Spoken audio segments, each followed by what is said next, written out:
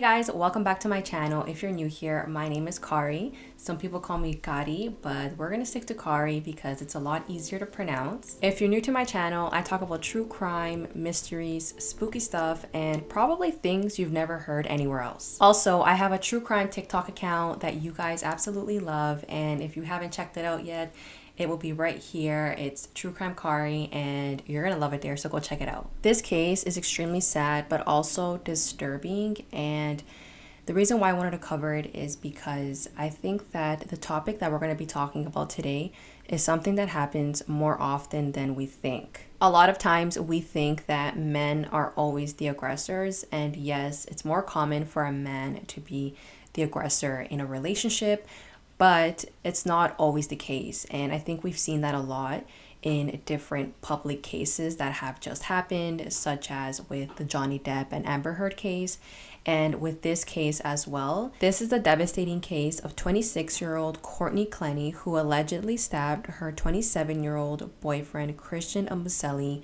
to death in their condo in Miami. So let's talk a little bit about the background of these two individuals. Courtney Clenney, who was 26 years old, was an Instagram influencer / model with 2 million followers. She went by the Instagram name Courtney Taylor, and she also had an OnlyFans page where she posted exclusive content for her followers, and she had recently moved to Miami from Texas not too long ago. The victim in this case, who's 27-year-old Christian Obumseli, studied communications in Texas Tech University, where he was from, and it seems that both him and Courtney decided to move to Miami from Texas not too long ago. Now, it seems that Christian and Courtney did not have a good relationship at all. A lot of people who knew them said that it was very toxic, a lot of arguing, a lot of disrespect between each other. Courtney and Christian were together for 2 years, and like I said, their close friends and family spoke out and said that the relationship was extremely toxic. There was a lot of fighting, both verbal and physical, and a friend had even stated that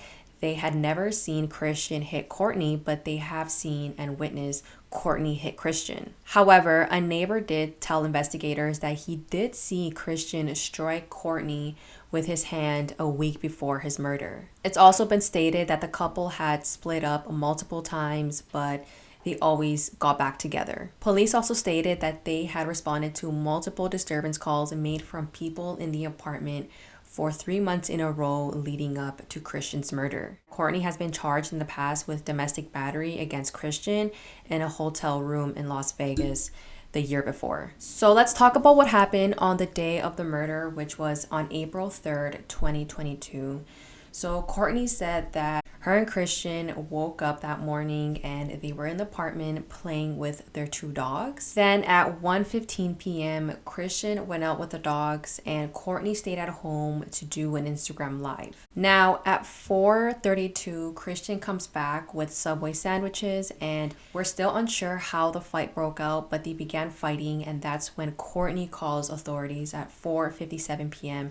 So about 25 minutes after Christian came back. When Courtney called police, she told them that her boyfriend Christian had been stabbed, and you could actually hear Christian in the background pretty much crying for help and telling Courtney that he was losing feeling in his arm and that he was dying. And while Courtney's still on the phone, you can hear her telling Christian, "I'm sorry." Phone records show that Courtney was on the phone with her mother after the stabbing and before she called police, and I'm assuming she was just telling her what had happened and the fact that she had stabbed Christian. There were text messages that were found on Courtney's phone that were later revealed where her mother was giving her advice, and she was telling her to not speak to police and to get an attorney. So they found some text messages that said self-defense. So, her mom was just, I guess, telling her to say that as an excuse to why she stabbed her boyfriend. What I still fail to understand is how people are just so clueless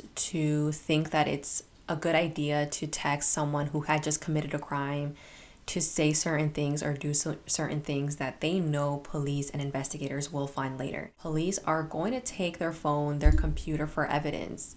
Like, they're gonna find this information. So what are you doing? Courtney claimed that she was acting out of self-defense and that she threw a kitchen knife at Christian because he held her by the throat against the wall. Which, I don't know about that. I mean, if he's holding you against the wall, how did you go and grab a kitchen knife and stab him? Like, I don't know, but I wasn't there, so we're gonna keep going. So this is where things get interesting because Courtney's story did not add up according to the medical examiner. Christian's 3-inch stab wound to the chest appeared to be a downward strike, and it did not seem to be like how Courtney said it was. Courtney originally said that she threw the knife from a distance and it hit Christian and he bled out to death. So I find this to be super interesting because, I mean, when you're committing this crime, I feel like you're not thinking about these type of things and these type of details. They're going to look at little details that you may not think of and see if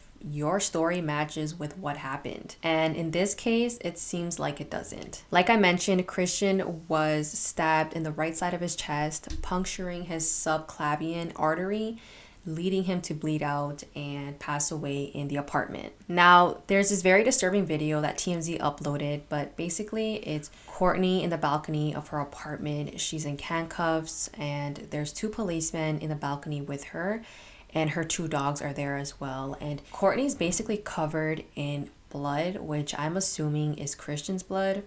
And she does something very weird where she kind of like kneels down a little bit and her dogs start licking her face and the blood that's on her face, and she's just letting them do that. This blood is most likely Christian's because if it was hers, then I'm pretty sure they would have taken her to a hospital or something. But I just find this to be super disturbing, and I don't know how the police just let the dogs do that. Like, why can't you just take the dogs and put them in another room or just take them out of there? This is all happening while Christian's body is just laying there. It's also a crime scene, so why are these dogs contaminating the crime scene? It's just a very weird and could have been handled differently. At first, Courtney was not taken into custody. They assumed that this case was a self-defense case, and they almost pretty much closed it. So since Courtney was not arrested and she was free just to do whatever she wants, she went to Hawaii and admitted herself into rehab for PTSD and substance abuse. Obviously, Christian's family was very upset, and they were more upset with Courtney's behavior because after she had taken Christian's life, they had seen evidence of her casually going for drinks at the hotel and acting like nothing had happened. Now, as time went on and investigators kept digging for information, they actually found something that changed the entire narrative. Investigators found surveillance footage from 2 months before Christian's murder, and you see Courtney and Christian in their apartment elevator and Courtney repeatedly hitting him. She's punching and she's slapping Christian, and he tries to block his face and push her out of the way. Obviously, this footage shows Courtney as the aggressor, and it has led people to think that this is how she normally acts and this is who she is. But again, we weren't there and we don't know what happened before or after, and we don't know if Christian was the same way towards her either. But I mean, this is all they have really to look and paint a picture of the relationship without Christian being here. Courtney's defense attorney, Frank Prado, argued that Courtney took Christian's life in self-defense and that he was extremely abusive to her during their entire relationship. But again, he's not here to defend himself, and I mean, according to the surveillance footage that they found, it tells them otherwise. And also, a lot of people have come out and told authorities that they have seen Courtney be aggressive towards Christian, but they've never really seen Christian put a hand on Courtney. Courtney was arrested on August 10th of this year in Hawaii, and she was charged with second-degree murder, and she pleaded not guilty. She was extradited from Hawaii, and she's currently being held at the Turner Gulford Night Correctional Center in Miami without bond. Her trial is scheduled for December 19th of this year, and we're gonna see what happens. I really wonder what evidence they found against Courtney. I mean, a lot of details have not been released right now. I'm also not sure what her sentence would be like.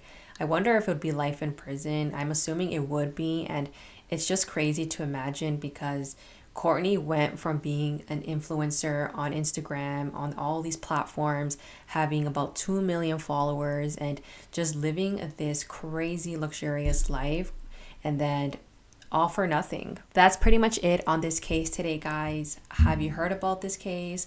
Let me know your thoughts and opinions. Comment them down below, but always make sure to be respectful. Thank you guys so much for tuning in. Like I mentioned, I do have a TikTok account where I post every single day on true crime, murder, mysteries, and spooky stuff. So if you guys want to go check me out there, make sure you go follow me and stay safe, guys. I'll see you guys in my next video. Bye.